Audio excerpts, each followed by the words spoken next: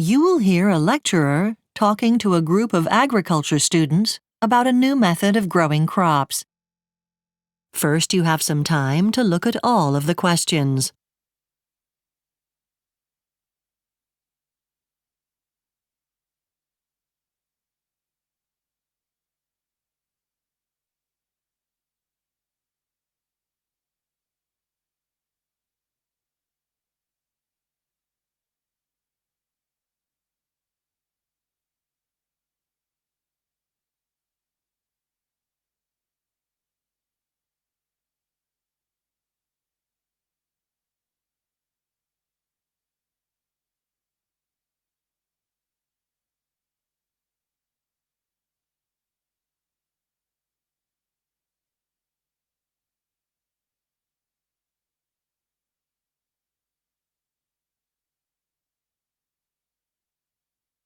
Now listen carefully and answer all of the questions.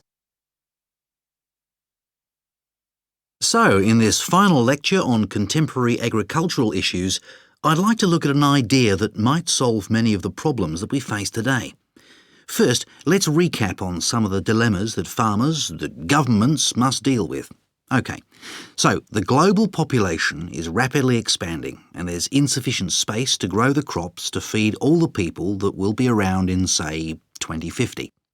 That's frightening enough, but then there's the problem of pollution. As you know, 70% of the world's fresh water is used up for irrigation, and as a result of contamination with pesticides and silt, it just becomes too polluted.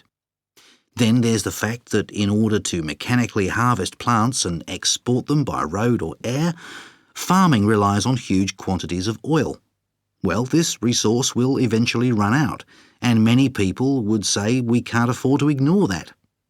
Then you will undoubtedly have noticed the continual rise and fall in the cost of food in the last decade. And of course, that's linked to the same resource.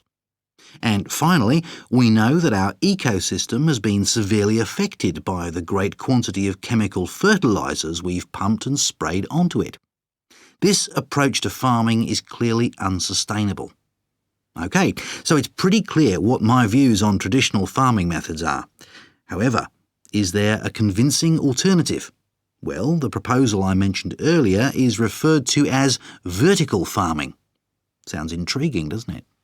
Well, what it means is simply that rather than growing crops in a field, we grow them in layers, one level of crops above another, in a multi-storey building, a tower full of plants.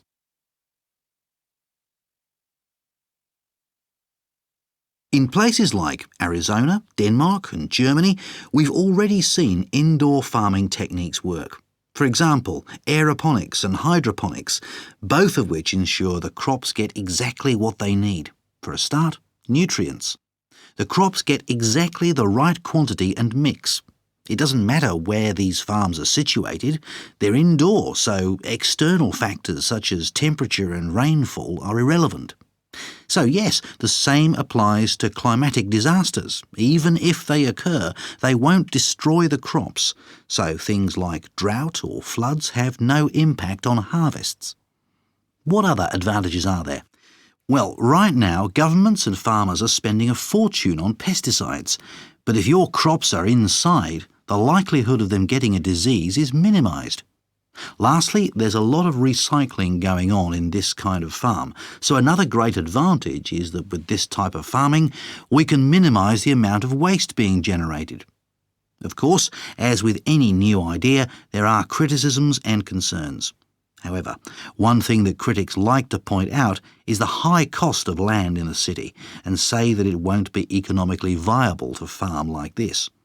But think about it. In a vertical farm, crops can be produced constantly. For example, lettuce can be harvested in 4 weeks, corn every 4 months. The turnover for continual production would not be insignificant. A reliable supply of energy is another concern. Advocates of vertical farming believe that solar energy is the key, but critics doubt whether we can depend on this. Lastly, critics worry that there might be construction problems with vertical farms. For example, they think that structural damage will soon occur due to the levels of humidity. So, Let's look at the response from supporters. That is the end of Part 4. You now have 1 minute to check your answers to Part 4.